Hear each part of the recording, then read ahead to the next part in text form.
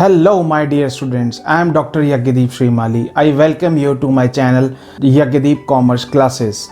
We make commerce easy. So I welcome you. आज हम लोग फंड फ्लो स्टेटमेंट के बारे में पढ़ेंगे डियर। फंड फ्लो स्टेटमेंट का जो चैप्टर है उसमें थ्योरेटिकल क्वेश्चंस भी आते हैं, प्रैक्टिकल क्वेश्चंस भी आते हैं। तो हम प्रैक्टिकल एंड थ्योरेटिकल दोनों तरह के क्वेश्चंस आज यहाँ पर देखेंगे। So let's start with fund flow statement.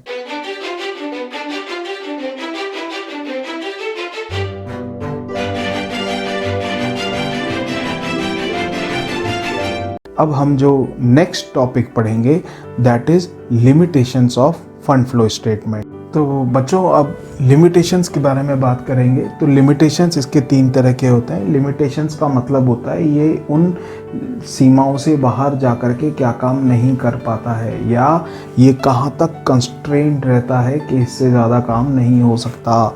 सबसे पहला पास्ट एनालिसिस। एक्चुअली में क्या होता है कि जो फंड फ्लो स्टेटमेंट होता है ये हिस्टोरिक इन नेचर होता है। हिस्टोरिक इन नेचर का मतलब ये हिस्ट्री से रिलेटेड होता है, यानी कि पहले जो हमने खर्चे कर दिए, पहले जो हमारे पास पैसा आया, ये उससे रिलेटेड होगा, इसलिए इसको पास्ट एनालिसिस कहते हैं। ये हिस्टोरिक इन नेचर होता है। दूसरा जो सबसे बड़ी इसकी लिमिटेशन होती है कि ये कंपनी की फाइनेंशियल स्टेटमेंट्स बनने के बाद बनता है।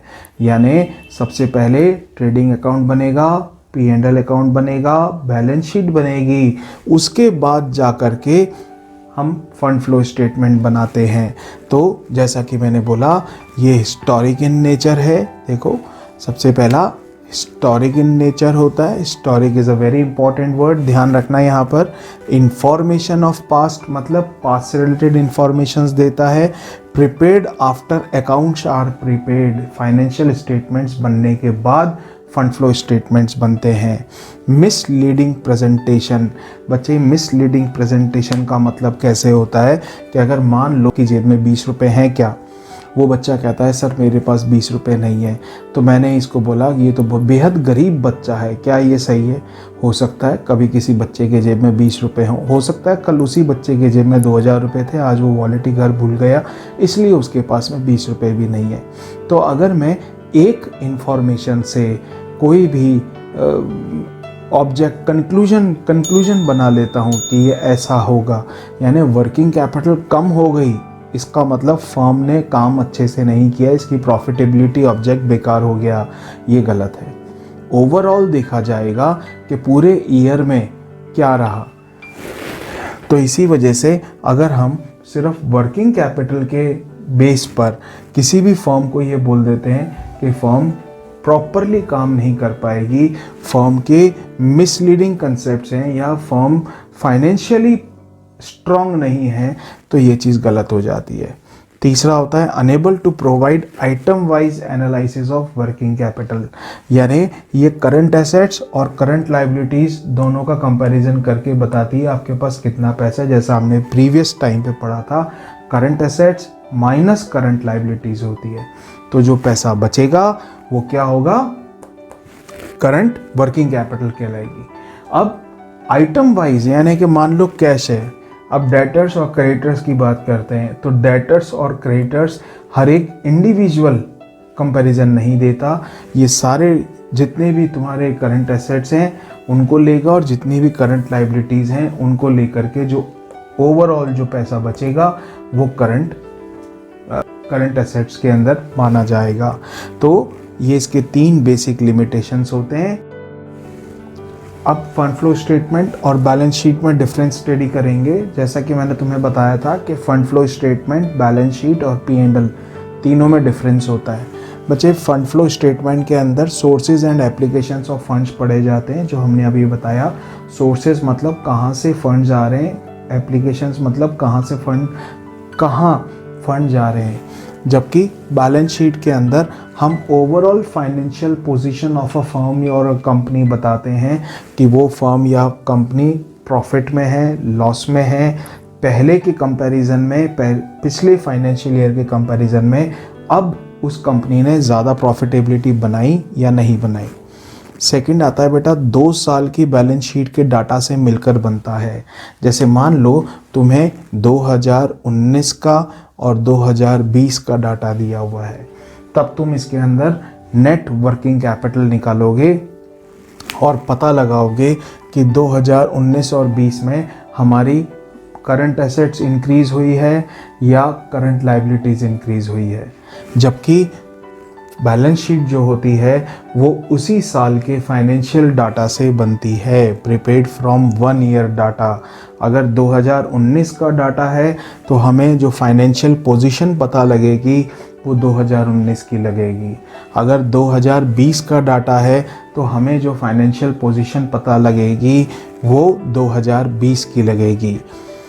तीसरा आता है fund flow statement is used by internal financial manager.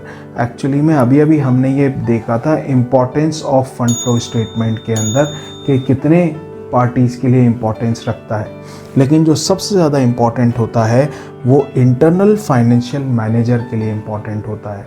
अब बेटा इंटरनल फाइनेंशियल मैनेजर का मतलब क्या हो गया कि ये फर्म के लिए बताता है कि ये कौन से एप्लीकेशंस में पैसा खर्च हो रहा है और सोर्सेज कहाँ से आ रहे हैं। जबकि बैलेंस शीट कभी भी इंटरनली यूज़ नहीं होती है, ये हमेशा किसके लिए यूज़ की जाती है? For external users, for investors, for creditors.